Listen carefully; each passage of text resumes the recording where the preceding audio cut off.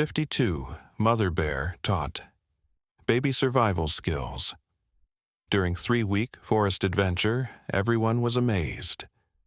The morning mist hung low over the forest floor like a soft gray blanket, and Ethan Marshall sat perfectly still in his observation blind, breathing in the cold, damp air that carried the scent of pine needles and wet earth. He had been here for 3 days now, deep in the wilderness of the northern mountains, far from any trail or human settlement, and the silence was so complete that he could hear his own heartbeat mixing with the distant call of a woodpecker somewhere high in the canopy. His camera equipment lay beside him, expensive lenses and recording devices that seemed almost out of place in this ancient, untouched world, but Ethan barely touched them anymore, finding himself drawn instead to simply watching with his own eyes. He had come here running from something, though he would never admit it out loud, running from the noise and demands of a life that had become too complicated after his divorce 6 months ago. And he had told his editor at the Nature magazine that he needed to document something real, something pure, something that hadn't been filtered through human interpretation. The mother bear had appeared on his first morning here, emerging from the thick undergrowth with her tiny cub stumbling behind her on legs that seemed too small for its round body, and Ethan had known immediately that this was what he had been searching for.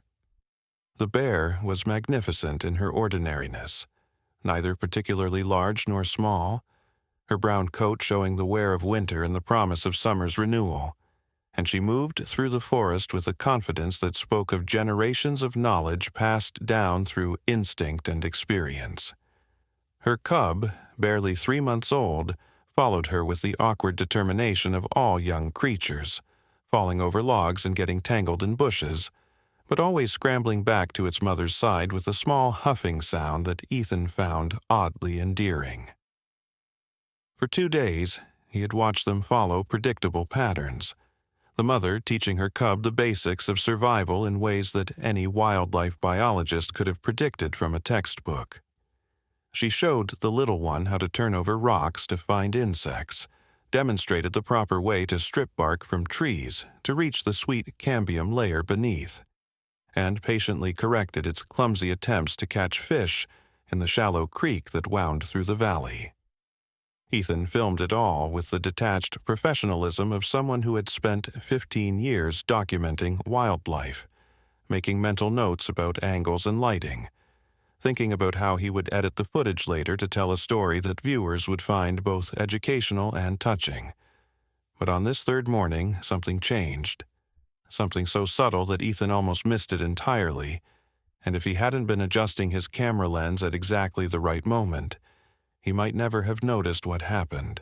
Next, the mother bear had just finished teaching her cub how to dig for roots near the base of an old oak tree, the kind of lesson that happened dozens of times each day as she patiently showed the little one which plants were good to eat and which should be avoided. The cub was distracted by a butterfly, batting at it with paws that were comically large for its body, and the mother bear used this moment of inattention to do something that made Ethan's breath catch in his throat. She walked deliberately to the edge of the creek, not to drink or to fish, but to carefully select 3 small, flat, white stones from among the thousands that lined the stream bed. She picked each one up in her mouth, examining it as if checking for some quality that only she could perceive, rejecting several before settling on these specific 3. What happened next defied every piece of scientific literature Ethan had ever read about bear behavior.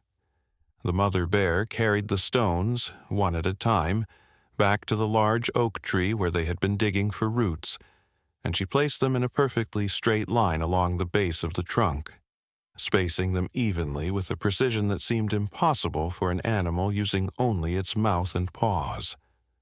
The stones were identical in size, each about as big as a human palm, and their white color stood out starkly against the dark soil and brown bark. She nudged the middle stone slightly with her nose, adjusting its position by mere inches until she seemed satisfied with the arrangement, then sat back on her haunches and looked at her work with what Ethan could only describe as contemplation.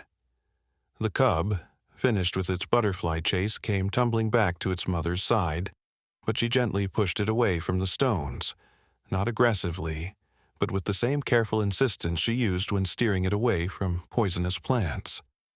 Ethan's hands trembled slightly as he adjusted his camera to capture this strange scene, his mind racing through possible explanations, even as his instincts told him he was witnessing something extraordinary.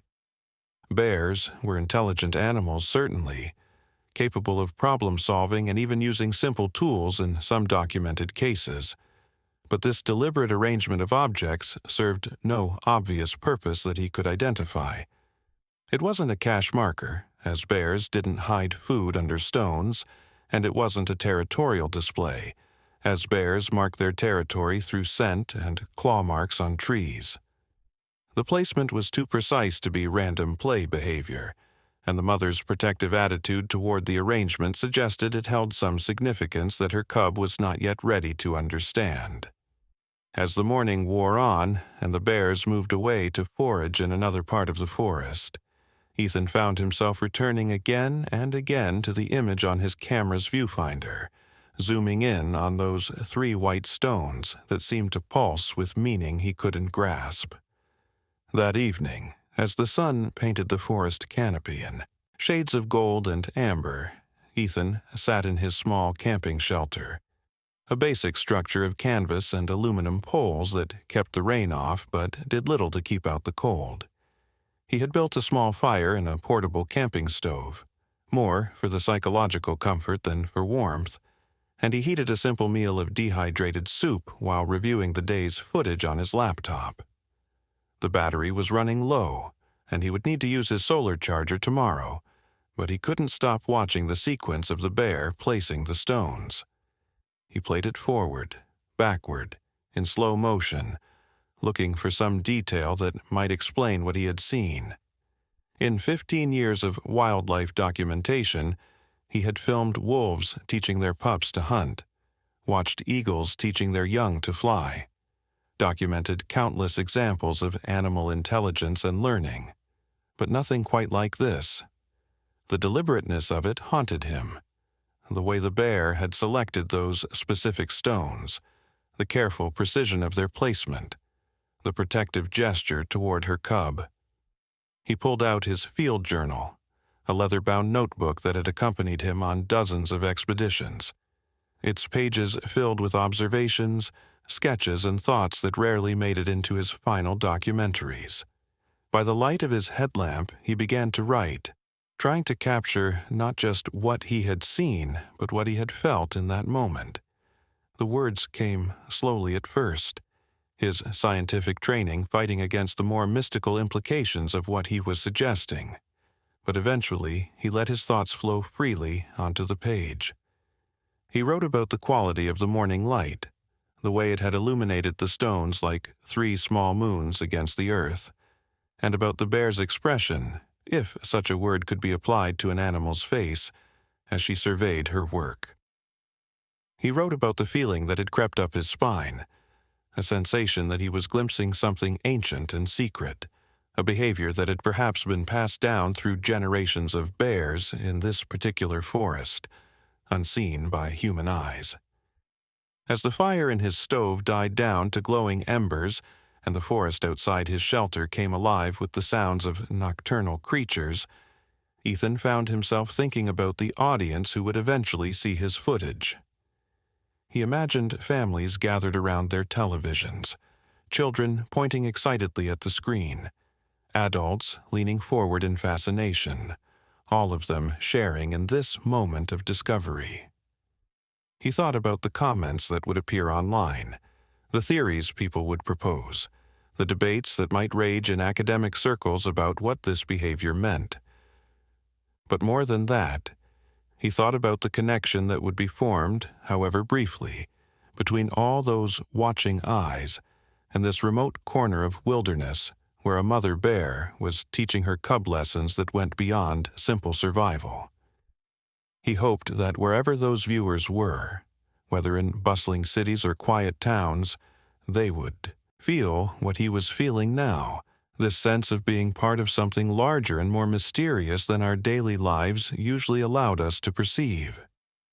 The next morning arrived shrouded in fog so thick that Ethan could barely see 10 feet beyond his shelter. The forest was transformed into a ghostly landscape where trees emerged and disappeared like ships in a gray sea, and every sound was muffled and distorted by the heavy air. He made his way carefully to his observation blind, using a GPS device to navigate the familiar path that had become treacherous in the low visibility. The moisture in the air condensed on his equipment, and he spent several minutes carefully wiping down his camera lenses with special cloths, knowing that a single droplet could ruin hours of footage. As the fog began to lift, rising in wisps and tendrils that caught the early sunlight and turned gold at their edges, the forest revealed itself slowly, like a photograph developing in reverse.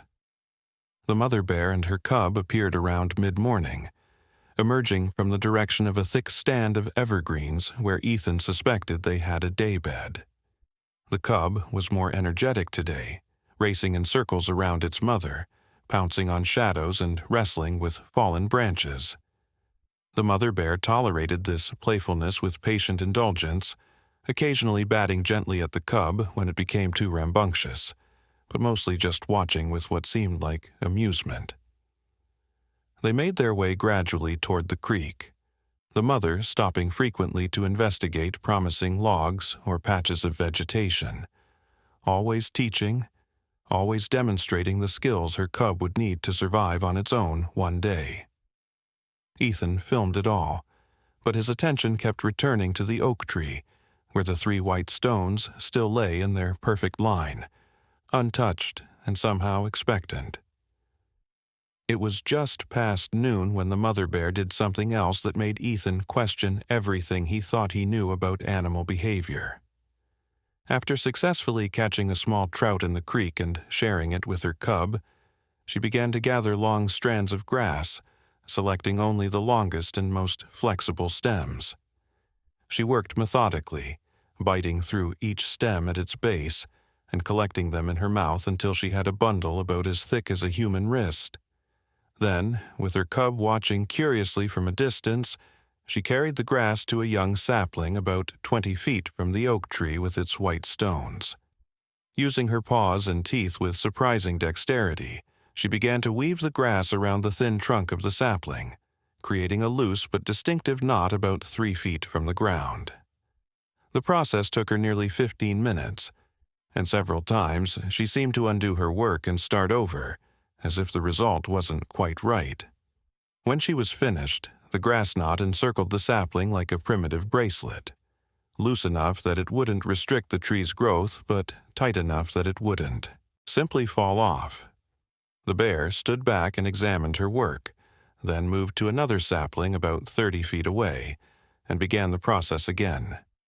By the end of the afternoon, she had marked 5 saplings in what Ethan gradually realized was a rough line leading from the oak tree toward a dense thicket of blackberry bushes.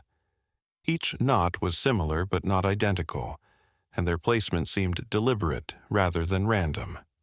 The cub had lost interest after the second knot, and was now busy trying to catch minnows in the shallow water, but the mother bear worked with focused determination, as if completing a task of vital importance. That evening, as Ethan reviewed his footage and updated his journal, he found himself struggling to maintain scientific objectivity. Every rational explanation he could think of for the bear's behavior fell short of accounting for its complexity and apparent purposefulness. He had read about bears using tools, about their impressive memory for food locations, about their ability to navigate vast territories, but nothing about them creating markers or signs that seemed to serve no immediate survival purpose. He wondered if he was anthropomorphizing, projecting human meanings onto animal actions, but the precision and deliberateness of what he had witnessed argued against simple coincidence or play behavior. He made a decision to extend his observation period, calling his editor on the satellite phone to explain that he had found something potentially groundbreaking, though he was careful not to oversell it, knowing how many claimed discoveries in animal behavior turned out to have mundane explanations. The satellite phone crackled with static as his editor, Jessica Brooks, responded from her office 2,000 miles away. She was skeptical but intrigued, agreeing to extend his deadline by 2 weeks, and even offering to send additional supplies if needed.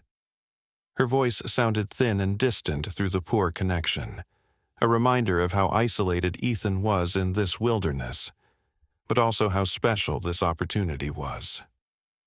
Few researchers got the chance to observe animals completely undisturbed for such extended periods, and fewer still happened to be in the right place at the right time to witness novel behaviors.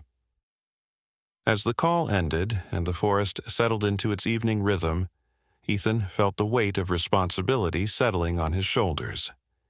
He was potentially the sole witness to something remarkable, and it was his job to document it accurately and completely, without letting his imagination run wild, but also without dismissing what might be a genuine discovery. Over the next several days, the pattern of strange behaviors continued and evolved. The mother bear added more grass knots to saplings, creating what looked increasingly like a deliberate path through the forest. She also began using her claws to create marks on certain trees, not the typical territorial scratches that bears were known for, but careful, parallel lines, etched into the bark at specific heights. After rain showers, she would go to the muddy banks of the creek and use her paw to draw patterns in the soft earth. Always the same 3 or 4 designs that looked almost like primitive symbols.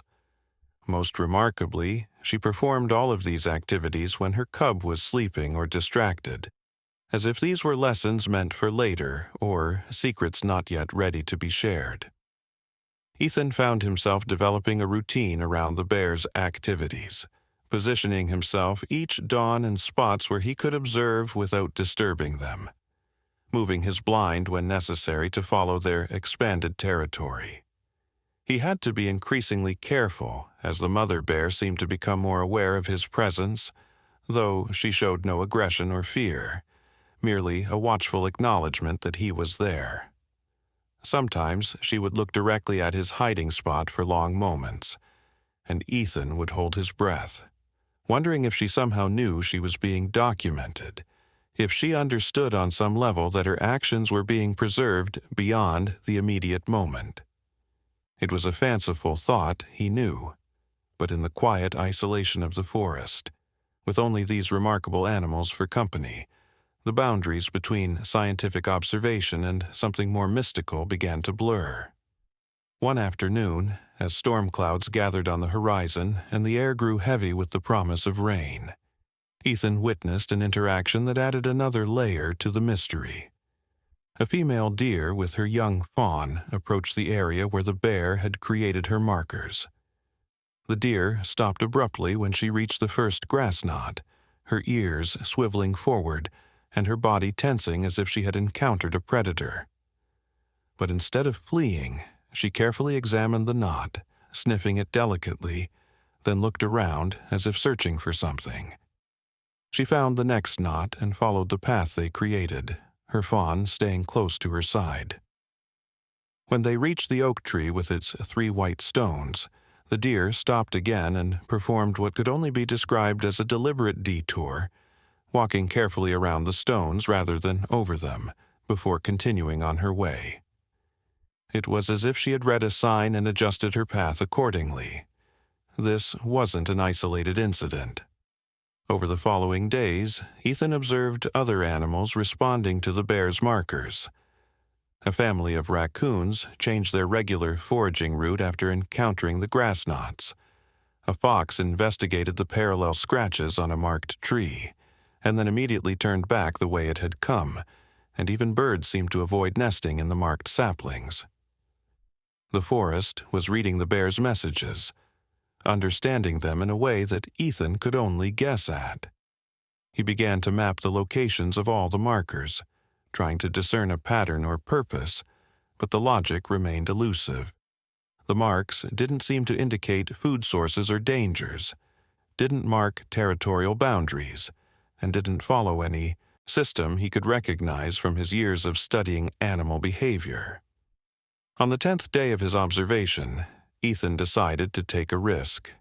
He waited until the bears had moved to a distant part of their territory, then carefully approached the oak tree with its 3 white stones. He photographed them from every angle, measured the distances between them, and even carefully lifted one to examine its underside before replacing it exactly as it had been. The stone was ordinary granite, smooth from years in the creek, with no special markings or unusual characteristics that he could identify. Yet, as he knelt there in the dappled sunlight, surrounded by the quiet presence of ancient trees, he felt a strange reluctance to disturb the arrangement. There was something sacred about it, though he couldn't say why, something that transcended scientific analysis and touched on older, deeper ways of understanding the world. That night, unable to sleep, Ethan sat outside his shelter and watched the stars through gaps in the canopy.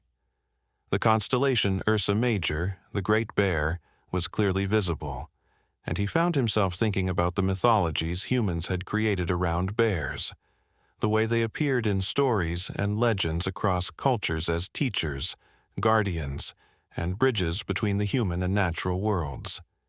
He had always dismissed such stories as anthropomorphic projections, ways for humans to make sense of the wild, but now he wondered if they might contain some seed of observed truth, some recognition of the deep intelligence and purposefulness that he was witnessing. He thought about his ex-wife, Sarah, who had always accused him of being too analytical, too removed from the emotional truth of things, and wondered what she would make of what he was seeing. Would she say he was finally learning to see with his heart as well as his eyes? The next morning brought a development that changed everything. Ethan woke to the smell of smoke on the wind, faint but unmistakable. Forest fires were always a risk in these mountains during the dry season, and though this area had been relatively wet recently, a lightning strike on a distant ridge could easily start a blaze that would spread quickly through the undergrowth. He checked his emergency radio and heard reports of a small fire about 10 miles to the northwest. Not an immediate threat, but something to monitor.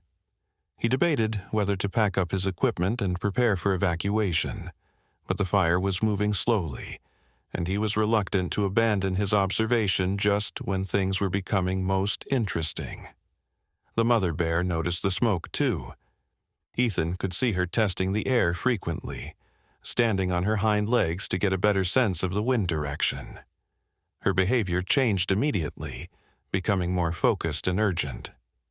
She woke her sleeping cub with gentle but insistent nudges and began leading it along the path she had marked with grass knots. But instead of following the markers in the order she had created them, she seemed to be using them as reference points, triangulating a new route that led in a different direction.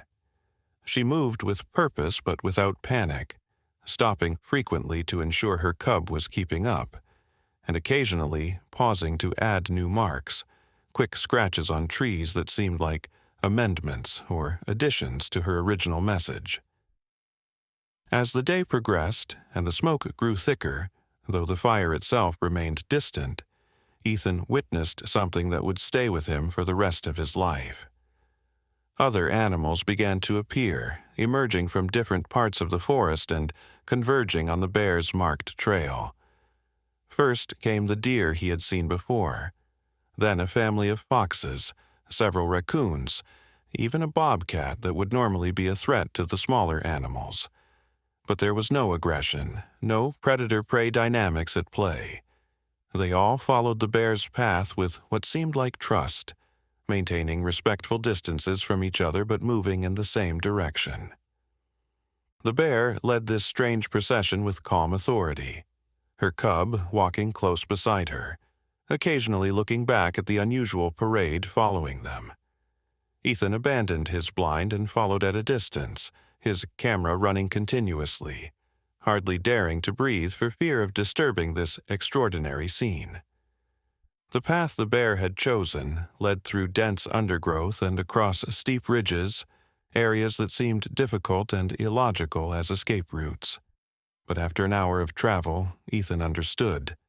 She was leading them to a small valley he hadn't known existed, protected on three sides by bare rock faces that would act as natural fire breaks, with a creek running through its center providing water and additional protection.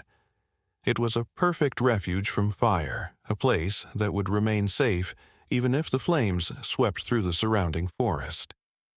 As the animals settled into the valley, spreading out to find comfortable spots but remaining unusually tolerant of each other's presence, Ethan realized he had witnessed something that challenged everything he thought he knew about animal intelligence and communication. The bear hadn't just been teaching her cub survival skills, she had been preparing for this moment, creating an emergency plan that somehow other animals could understand and follow. The marks weren't random or instinctual, they were a language, a way of sharing crucial information across species boundaries. And most remarkably, this knowledge seemed to be something the bear had learned from somewhere, perhaps from her own mother, passed down through generations in a chain of teaching that stretched back to times before human memory. He spent that night in the valley with the animals, not hiding, but sitting openly on a rock ledge where they could see him. The bear looked at him once, a long, evaluating stare, then seemed to accept his presence as she had accepted the others. Her cub played with other young animals, a fox kit and a raccoon, their parents watching with unusual tolerance. As the smoke cleared over the next 2 days and the fire burned itself out against a river barrier to the north, the temporary community gradually dispersed, each species returning to its normal patterns and territories. But Ethan knew he had witnessed something profound, something that spoke to connections and intelligence in nature that science had barely begun to understand. On his last day of observation, Ethan returned to the oak tree where it had all begun. The 3 white stones were still there, but they had been moved, arranged now in a triangle instead of a line. The bear and her cub were there too, the mother teaching her little one how to place stones, showing it how to select the right ones from the creek and position them carefully. The cub was clumsy, dropping stones and placing them crookedly, but the mother was patient, demonstrating again and again until the cub managed to place a single stone in what seemed to be the right position. It was the passing of knowledge, the teaching of a language that might one day save lives, and Ethan felt privileged to witness this moment of education that transcended simple survival skills. As he packed up his equipment that evening, preparing to return to civilization with his extraordinary footage, Ethan made a decision. He would share the story of a mother bear teaching her cub to survive in the forest, would create a beautiful documentary about the bonds between parent and child in the animal kingdom. But the deeper mystery, the language of stones and grass and scratches that had saved dozens of animals from fire, that would remain his secret for now. Not because the world didn't deserve to know, but because he understood that some knowledge was meant to unfold slowly, to be discovered rather than revealed. The forest had trusted him with its secret, and he would honor that trust by letting the mystery remain mysterious, at least for a while longer. Looking back at the forest one last time before beginning his hike to where he had left his vehicle, Ethan felt changed by what he had witnessed. The woods no longer seemed like a separate world to be studied and documented, but rather a community he had briefly been allowed to join. He thought about all the people who would watch his eventual documentary, seeing the surface story of bears learning to survive, and he hoped that some of them would sense the deeper currents, the mysteries that remained unspoken. He hoped they would be inspired to look more carefully at the natural world around them, to see not just animals following instinct, but intelligent beings with their own forms of culture, communication, and wisdom. The mother bear and her cub had disappeared into the forest depths, but their lessons remained, written in stones and grass and bark for those who knew how to read them.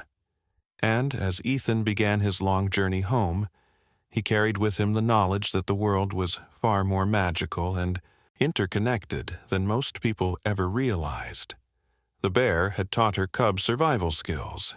Yes, but she had taught Ethan something perhaps even more valuable, that understanding and wisdom could be found in the most unexpected places, if only we were willing to watch, to listen, and to believe in possibilities beyond our current comprehension. The morning after the fire evacuation, the forest felt different, as if it had been washed clean not just by the danger that had passed, but by the extraordinary communion that had taken place in the hidden valley. Ethan had spent the night processing what he had witnessed, his mind struggling to reconcile the scientific framework he had built his career upon with the undeniable evidence of something far more complex and interconnected than any research paper had ever suggested. The mother bear and her cub had returned to their usual territory, but their movements now carried a different quality in Ethan's eyes, every action potentially loaded with meaning he was only beginning to understand. He positioned himself at a new vantage point where he could observe a wider area, having noticed that the bear's activities seemed to extend far beyond the immediate vicinity of her den, creating a network of marks and signs that stretched throughout this section of forest like an invisible web of communication. The smoke from the distant fire had cleared completely, leaving only the faintest acrid scent in the air when the wind shifted from the north, and the forest creatures had returned to their normal routines with remarkable speed. But Ethan noticed subtle changes in their behavior, small acknowledgments of what had transpired during those tense hours when they had all followed the bear to safety. The deer family that had participated in the evacuation now regularly passed by the oak tree with its stone markers, and each time they did, they paused briefly as if paying respects or checking that the stones remained in place. A pair of foxes had begun denning near one of the marked saplings, something they wouldn't normally do so close to bear territory, suggesting a new understanding or agreement had been reached. Even the birds seemed different, their morning songs carrying an additional layer of complexity that Ethan couldn't quite define but felt in his bones. On this particular morning, the mother bear was teaching her cub a new skill, one that seemed mundane at first, but gradually revealed itself to be another piece of the larger puzzle Ethan was trying to understand. She was showing the little one how to strip bark from specific trees, not for food, as he had observed before, but to expose the pale wood beneath in particular patterns.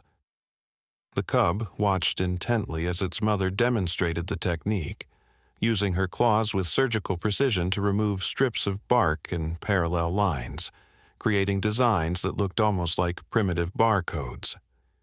She would work on a tree for several minutes, step back to examine her work, then sometimes return to adjust or add to the pattern.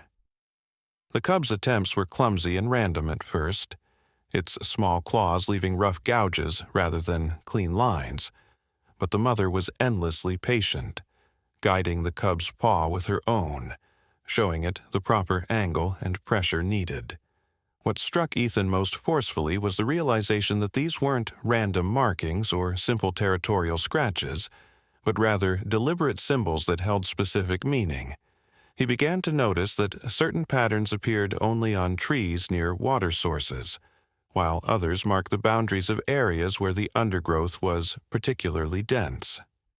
Some trees bore combinations of marks, as if conveying multiple pieces of information, and the height of the marks seemed significant too, with some placed at ground level and others as high as the bear could reach while standing on her hind legs.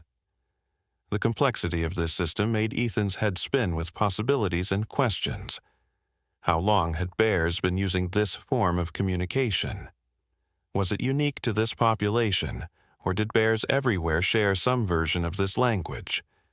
And most intriguingly, how did other species learn to read and understand these messages? As the days passed, Ethan documented dozens of these marked trees, creating a detailed map of their locations and attempting to decode their meanings through careful observation of how animals responded to them. He watched a family of raccoons approach a marked tree, study the scratches carefully, then change their foraging route to avoid a nearby area that, Ethan later discovered, had recently been visited by a mountain lion. He observed squirrels gathering nuts only from trees that bore certain marks while avoiding others that looked identical to human eyes.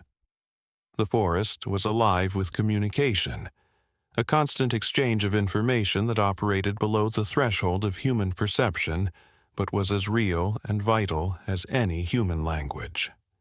The mother bear's teaching methods were fascinating in their sophistication.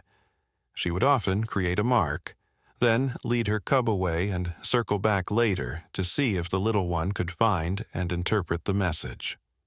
When the cub succeeded, she would reward it with affection and play, but when it failed, she would patiently demonstrate again, sometimes creating simpler versions of the same message until the cub grasped the concept. It reminded Ethan of how human parents taught their children to read, starting with simple letters and words before moving on to complex sentences and ideas. The parallel was unmistakable and profound, suggesting that the capacity for symbolic communication wasn't unique to humans, but was perhaps a more common trait among intelligent species than previously believed. One afternoon, while the bears were napping in a sunny patch of grass, Ethan decided to conduct an experiment. He had been observing their marking system long enough to recognize some basic patterns, and he wanted to test his understanding. Using a stick, he carefully recreated one of the simpler marks he had seen the mother bear make: 3 parallel vertical lines with a horizontal line crossing through them, on a tree near his observation blind. He had seen this mark appear near safe resting spots and wondered if other animals would interpret his attempt at their language. He felt slightly foolish, like someone trying to speak a foreign language with only a tourist's phrasebook for guidance, but his scientific curiosity overcame his embarrassment. The results were immediate and astonishing. Within an hour, a deer approached the marked tree, studied Ethan's scratches with obvious interest, then settled down to rest in the shade nearby, something it had never done so close to his blind before. Later, a group of birds that usually avoided the area began foraging in the branches above the mark, their cheerful chirping suggesting they felt safe. Most remarkably, when the mother bear eventually discovered his attempt at communication, she didn't destroy or ignore it as he had expected. Instead, she studied it carefully, then added 2 additional marks below his, as if correcting his grammar or adding context to his simple message.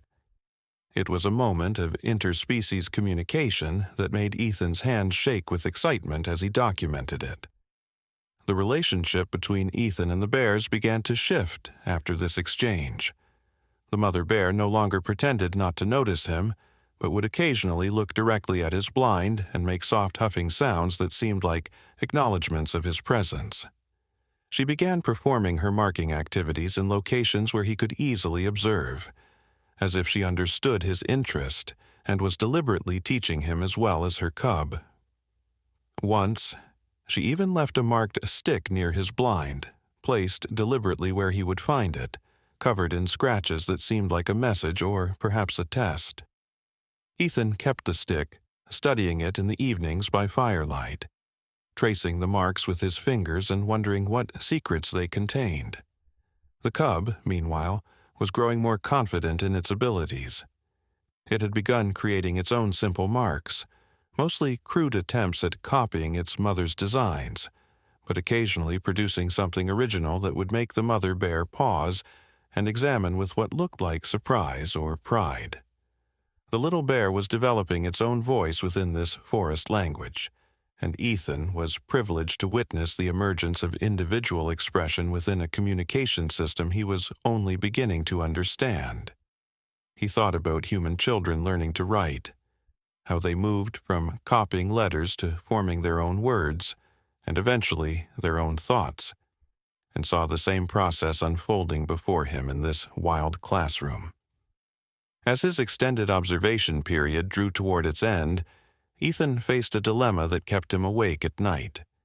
He had enough footage and documentation to revolutionize the understanding of bear intelligence and animal communication. His findings could lead to greater protections for wildlife, could change how humans viewed and interacted with the natural world. But he also understood that revealing this secret language could endanger it. Scientists would descend on this forest, eager to study and categorize and experiment. The bear's peaceful existence would be disrupted by researchers and tourists hoping to witness this remarkable behavior. The very act of observation could destroy what made this communication system so special, its development in isolation from human interference. He thought about Lily Morgan, his colleague who he had spoken with briefly on the satellite phone during his observation. She was a brilliant researcher, someone who would understand the significance of his discovery and help him present it to the scientific community in a way that would maximize its impact. But he also knew she was ambitious, eager to make her mark in the field, and might not share his reservations about protecting the bear's privacy. He thought about Connor Adams, the nature photographer who had inspired him to pursue wildlife documentation, and wondered what he would do with such remarkable footage. Would he see it as an opportunity for fame and recognition, or would he understand the responsibility that came with such knowledge? One evening, as the sun set behind the mountains and painted the sky in shades of purple and gold, Ethan witnessed something that helped him make his decision. The mother bear had brought her cub to a clearing where several marked trees stood in a rough circle. As the last light faded, other animals began to arrive. The same deer family, a few foxes, the raccoons, even an old badger that Ethan had only glimpsed once before. They arranged themselves around the clearing, each species maintaining its own space but all clearly there for the same purpose. The mother bear moved to the center and began what could only be described as a demonstration, creating marks on a fallen log while the assembled animals watched with apparent attention. She showed them the mark that Ethan now knew meant danger, followed by specific scratches that seemed to indicate direction and distance. She demonstrated the difference between old marks that had faded and fresh ones that required immediate attention. The other animals didn't just watch passively but seemed to respond. The deer stamping her foot at certain marks, the fox yipping at others, as if confirming understanding or asking questions. It was a teaching session, a cross-species educational gathering that defied every conventional understanding of animal behavior. The cub watched from beside its mother, learning not just the language itself, but the responsibility of sharing knowledge with the wider forest community. The gathering lasted less than an hour, the animals dispersing as quietly as they had arrived, melting back into the darkness of the forest. But Ethan remained frozen in place, overwhelmed by what he had witnessed. This wasn't just communication, it was culture, education, community organization, at a level that suggested intelligence and cooperation far beyond what science currently acknowledged. The mother bear wasn't just ensuring her own cub's survival, but was actively contributing to the survival and well-being of the entire forest ecosystem. She was a teacher, a leader, a keeper of knowledge that benefited all who lived in her domain. That night, Ethan made his decision. He would create his documentary, but it would tell only part of the story. He would show the world a mother bear teaching her cub to survive, would capture the beauty and intelligence of these magnificent animals, would argue for their protection and the preservation of their habitat. But the deeper secret, the language, the gatherings, the complex web of communication that connected all the forest's inhabitants, that would remain hidden. He would write about it in his private journals, would document it carefully for posterity, but he would wait to reveal it until the world was ready, until humans had learned to see animals not as subjects to be studied, but as neighbors to be respected. The next morning brought rain, a gentle shower that washed the forest and filled the air with the scent of wet earth and growing things. The mother bear and her cub emerged from their shelter and immediately went to check their various marked trees, examining how the rain had affected the scratches and marks. Some had been washed away or obscured, and the mother bear carefully renewed them, teaching her cub about the maintenance required to keep their communication system functional. It was another lesson in responsibility, showing that knowledge wasn't just about learning, but about preserving and passing on what had been learned. Ethan noticed that the bear was now creating new types of marks, ones he hadn't seen before. They seemed more complex, combining elements from different symbols he had observed, and he wondered if she was evolving the language, adding new concepts or refining old ones. The cub was paying close attention, occasionally attempting to recreate these new marks with varying degrees of success. It occurred to Ethan that he might be witnessing not just the teaching of an established language, but its active development, its growth and change in response to new situations and needs. The fire evacuation might have created the need for new emergency signals, or perhaps the bear was simply innovating, adding her own contributions to a communication system that had been passed down through generations. As his final week of observation began, Ethan felt a growing sadness at the thought of leaving this place. He had come here seeking solitude and escape from his complicated human life, but he had found something far more valuable, a window into a world of intelligence and communication that existed parallel to but separate from human civilization.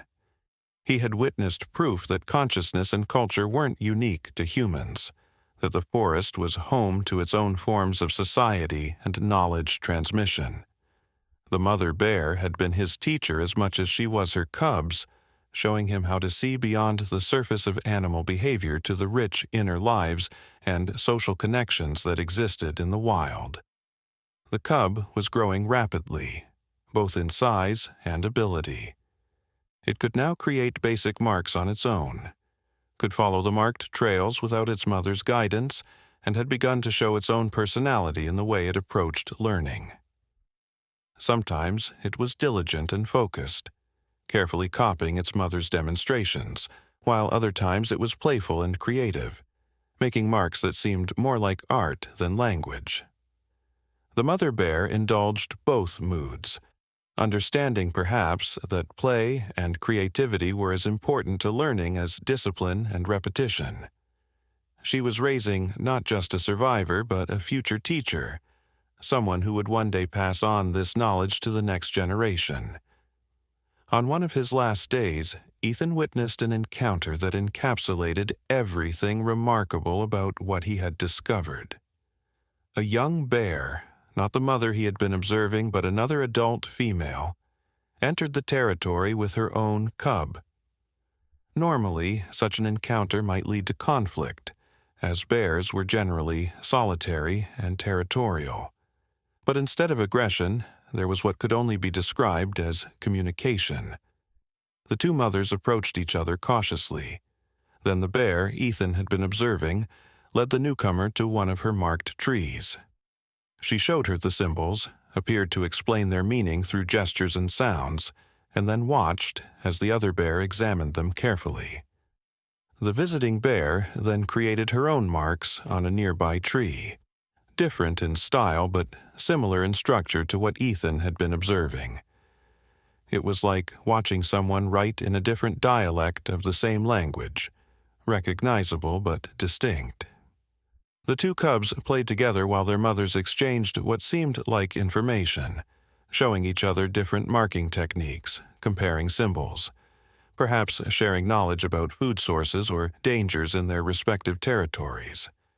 It was a meeting of minds, an exchange of cultural knowledge between individuals who might never meet again, but who shared a common language and understanding. After the visiting bears left, Ethan noticed that his bear incorporated some of the new marking styles into her own communication, adapting and adopting what she had learned from the encounter.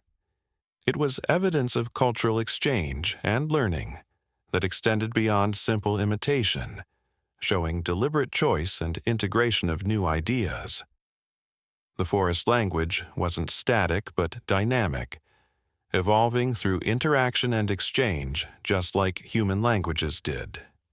Each bear brought their own innovations and interpretations, contributing to a living system of communication that grew richer with each generation. As Ethan began to pack up his equipment for the final time, he took special care to document the locations of all the marked trees, creating a detailed map that he would keep separate from his official research. He photographed every symbol he had identified, wrote extensive notes about their possible meanings and the contexts in which they appeared. This would be his secret archive, a record of something extraordinary that the world wasn't yet ready to understand. He imagined that perhaps one day, when humans had learned to approach nature with more humility and respect, this knowledge could be shared and could help bridge the gap between human and animal consciousness. The mother bear seemed to sense that his time there was ending. On his last morning, she brought her cub unusually close to his blind, closer than she had ever come before.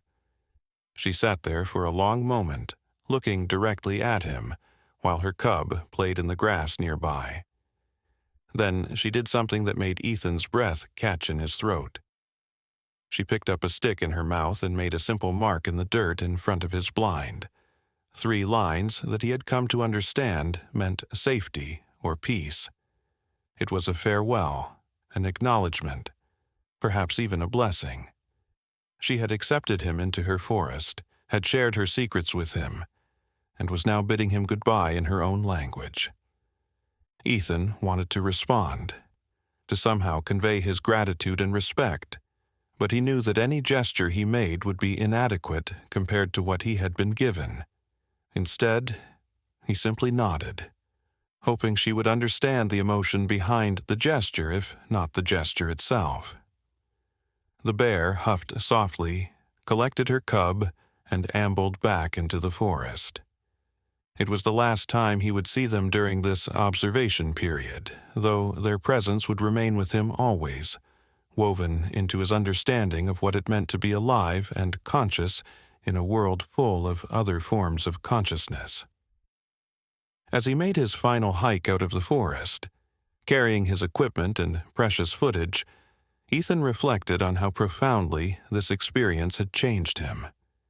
He had come seeking to document animal behavior, and had instead discovered an entire civilization hidden in plain sight. The mother bear had taught her cub survival skills, yes, but she had also taught it to be part of something larger, to contribute to and benefit from a community of knowledge that transcended species boundaries. She had shown that intelligence and culture weren't human inventions, but natural phenomena that emerged wherever conscious beings gathered and shared their experiences. The footage he would share with the world would show a beautiful story of maternal dedication and the passing of knowledge from one generation to the next. Viewers would be amazed by the bear's intelligence, touched by her patience with her cub, inspired by the bond between mother and child in the wild. But they would see only the surface of something much deeper, a mystery that Ethan would carry with him like a secret treasure. He thought about all the forests in the world, all the animals living their complex lives beyond human observation, and wondered what other languages and cultures existed that humans had never noticed, too busy with their own concerns to see the rich tapestry of consciousness that surrounded them. Back in civilization, Ethan would edit his footage carefully, crafting a narrative that was true but incomplete. He would give interviews about the remarkable intelligence of bears, would advocate for habitat preservation, would inspire others to look more closely at the natural world. But late at night he would pull out his secret notes and study the symbols he had documented, trying to decode more of their meanings, planning perhaps to return one day to continue his education in the forest's hidden language. He would think about the mother bear and her cub, wondering if the little one had mastered the complex art of forest communication, if it had begun teaching others, if the language had continued to evolve and grow. The scientific community would praise his documentary for its intimate portrayal of bear behavior, for the stunning footage of rarely seen maternal teaching moments. His editor, Jessica Brooks, would be thrilled with the final product, seeing it as a perfect blend of scientific observation and emotional storytelling. But she would never know about the marked trees, the gathering in the clearing, the moment when a bear had written him a message of peace in the dirt. These memories would remain Ethan's alone, a reminder that the world was far more magical and interconnected than most people imagined, that intelligence and consciousness were not rare exceptions, but common threads running through all of life. Years later, when technology and attitudes had advanced, when humans had perhaps become more ready to accept the idea of non-human intelligence and culture, Ethan might reveal what he had really seen in that forest. He might share the videos of animals gathering to learn from each other, the photographs of the complex symbol system, the evidence of a communication network that connected all the forest's inhabitants. But for now, the secret was safe, protected by his silence and respect for the bears who had trusted him with their knowledge. The mother bear had taught her cub to survive, but she had taught Ethan something even more valuable, that wisdom could be found in the most unexpected places, and that sometimes the greatest discoveries were those that we chose not to reveal. As he drove away from the forest, heading back to his life of lectures and articles and academic discussions, Ethan carried with him the memory of those 3 white stones placed so carefully by the oak tree. They had been the beginning of his journey into a hidden world, the first words in a conversation between species that most humans didn't even know was possible. He thought about the people who would watch his documentary, sitting in their living rooms far from any forest, and hoped that something in the footage would spark their curiosity, would make them wonder what else might be happening in the wild places of the world, beyond human knowledge and observation. The mother bear's greatest teaching, Ethan realized, wasn't just about survival or communication, but about the interconnectedness of all life. She had shown him that the forest wasn't just a collection of individual animals competing for resources, but a community bound together by shared knowledge and mutual understanding. The language of marks and stones and scratches was just the visible manifestation of something deeper, a recognition that survival wasn't just about individual strength, but about collective wisdom. Every creature in that forest, from the smallest mouse to the largest bear, was part of a living network of information and support, each contributing what they could and taking what they needed. In his apartment that night, surrounded by the familiar chaos of his normal life, Ethan pulled out the stick the mother bear had left for him, running his fingers over the marks she had made. In the artificial light of his desk lamp, they looked like random scratches, meaningless gouges in wood. But he knew better. He knew they were words in a language older than any human writing, messages in a communication system that had evolved over countless generations of forest dwellers. He carefully placed the stick in a special box where he kept his most precious possessions, a reminder of the 3 weeks when he had been privileged to glimpse a world beyond human understanding. The documentary would be a success, he knew. It would win awards, inspire conservation efforts, and touch the hearts of millions of viewers. But its greatest achievement would be what it didn't show, the secret it kept, the mystery it preserved. Because some knowledge, Ethan had learned, was too precious to be exposed to the harsh light of human scrutiny. Some miracles needed to remain hidden to remain miraculous. The mother bear had taught her cub to survive in the forest, but she had taught Ethan to survive in a world of wonder, to carry secret knowledge with grace, to protect what was sacred, even when the world demanded revelation. As he drifted off to sleep, Ethan dreamed of the forest, of bears making marks on trees, of stones arranged in meaningful patterns, of animals gathering in clearings to share knowledge across the boundaries of species. He dreamed of a world where humans had learned to read these messages, to participate in these gatherings, to be part of the forest's community rather than just observers. It was a beautiful dream, one that might someday become reality, but for now it was enough to know that such a world already existed, hidden in plain sight, waiting for humanity to become wise enough to see it. The mother bear and her cub were out there somewhere in the darkness, perhaps creating new marks, teaching and learning, adding their voices to the endless conversation of the forest. They had given Ethan a gift beyond measure, a glimpse into a form of consciousness and culture that challenged everything he thought he knew about intelligence and communication. He had come to the forest to document a simple story of animal behavior, and had left carrying the weight and wonder of a secret that would shape the rest of his life. The bear had taught her cub survival skills during their 3-week forest adventure, but she had taught Ethan something far more profound, that the world was alive with intelligence and meaning, and that sometimes the greatest adventures were those that happened not in distant lands, but in the quiet recognition of the miracles that surrounded us every day.